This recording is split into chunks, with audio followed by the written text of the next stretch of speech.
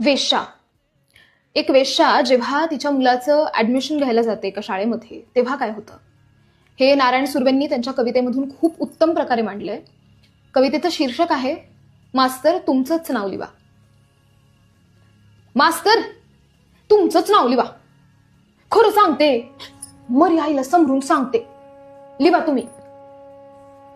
ह्याच्या केसाची जट बघा मास्तर, कसा नागाचा फडा हाय त्यो. अव देवाचं देणं हाय ते, देवाचं. हा मास्तर, जिमीन उत्मात्ती वय उफांती,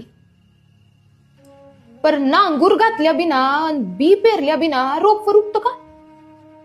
उगत का? अहो बोला, उगत का रोपवर? मग बापाच्या जागी माझं नाव लिहून कसं चालेल? बाप नाही म्हणलो तर पोराचं कसं जमल मास्तर?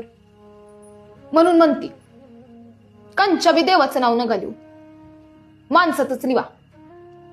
आणि देवानं काय केलंय हो? वटी त्यानंच भरली नाही, मग लिवा. मास्तर तुमचंच नाव लिवा. जात नका विचारू. अहो आम्ही काय कोणा एकाची बायली हवत का मास्तर? गरोट्यातल्या बाया नव्हत आम्ही. तेवढं कुठलं आलंय नशिबाला? बरं मास्तर, ह्याचा जन्म हितलाच बर का, फाट्याला जन्मला येऊ. पोटनीर ना खाली सरकलं ना, सुई ना काही जवळ मन सारखलं, पण मग हरकलं.